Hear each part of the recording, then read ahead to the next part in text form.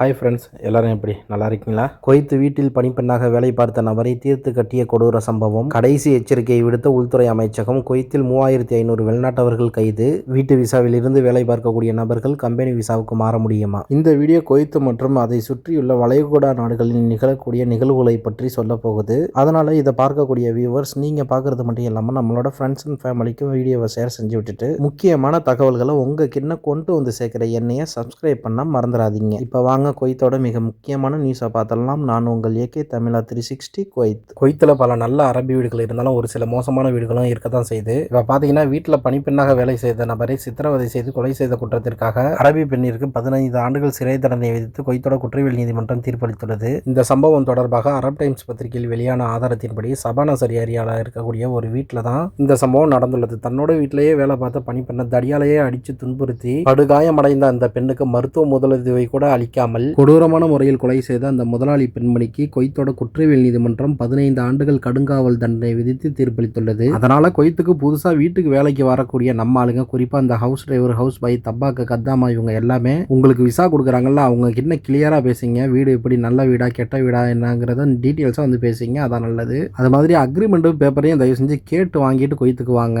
ஏன்னு பாத்தீங்கன்னா, அக்ரிமெண்ட் பேப்பரோட நீங்க வந்தா மட்டும்தான் குவைத்துல உங்களுக்கு முழுமையான சப்போர்ட்டும் கிடைக்கும். அது மாதிரி இங்க அரபி வீட்டுல இருந்து நீங்க வேலை பார்க்குறீங்க, சம்பளம் உங்களுக்கு ஒழுங்கான முறையில் கொடுக்கறதும் கிடையாது, உங்களை துன்புறுத்தவும் செய்யறாங்க அப்படின்னா நீங்க பொறுமையா இருந்து வேலை பார்க்க வேண்டிய கட்டாயம் கிடையாதுங்க. உடனே இந்தியன் எம்பசியை வந்து கான்டாக்ட் பண்ணுங்க. அப்படி இல்லைன்னா நம்மளோட தமிழ் அசோசியேஷன்லாம் வந்து இங்க நிறைய வந்து இருக்குது குவைத்தில், அவங்கள கான்டாக்ட் பண்ணுங்க. இப்போ அடுத்த தகவலை பார்த்தீங்கன்னா, குவைத்தில் இருக்கக்கூடிய 6 கவர்னர்களிலும் தீவிரமான செக்கிங்கை தொடங்குமாறு குவைத்தோட டெபுட்டி பிரைம் மினிஸ்டர் அவர்கள் குவைத்தில் இருக்கக்கூடிய உயரதிகாரிகளுக்கு அதிரடியான உத்தரவை பிறப்பித்துள்ளார்கள். இப்போ பார்த்தீங்கன்னா, குவைத்தோட உள்துறை அமைச்சகம் வெளியிட்ட அதிகாரப்பூர்வ புள்ளி விவரத்தின்படி ஜனவரி மாசத்துல மட்டும் 3500 வெவ்வேறு நாடுகளைச் சேர்ந்த வெளிநாட்டவர்கள் குற்றம் செய்து நிரூபிக்கப்பட்ட காரணத்தினால் ஃபிங்கர் வைத்து நாடு கடத்தப்பட்டுள்ளதாக உள்துறை அமைச்சகத்தின் புள்ளி விவரங்கள் தெரிவிக்கின்றது. அதுபோல குவைத்தில் இருக்கக்கூடிய நம்ம ஆளுங்க, நீங்க எந்த விசால குவைத்துக்கு வந்தீங்களோ அந்த விசால மட்டும் இருந்து வேலையை பாருங்க. அது மாதிரி குவைத்தில் விசா எக்ஸ்பைரி ஆனவங்க இருந்தீங்கன்னா உடனே உங்க விசாவை ரினியூவல் செய்து கொள்ளுங்க. என்ன பாத்தீங்கன்னா, குவைத்தில் தற்போது சட்டங்கள் எல்லாத்தையும் கடுமையாக்கி இருக்கிறாங்க. ஒரு முறை குற்றம் செய்து நீங்க ஃபிங்கர் வைத்து நாடு கடத்தப்பட்டால் உங்களால குவைத்துக்குள்ள வர முடியாது. குவைத்துன்னு மட்டும் கிடையாதுங்க, எந்த ஒரு ஜிசிசி, அதான் அந்த கல்ஃப் நாடு, அரபு நாடுகள் நீங்க எங்கேயும் உள்ளர போக முடியாது. அதனால வந்து ரொம்ப கேர்ஃபுல்லா வந்து இருங்க. அதான் நல்லது. இப்போ அடுத்த மிக முக்கியமான தகவலை பார்த்தீங்கன்னா, குவைத்தில் காதி விசால இருந்து வேலை பார்க்கக்கூடிய நபர்கள் சூன் விசால மாதிரி வேலை பார்க்க முடியுமான்னு கேட்டீங்கன்னா,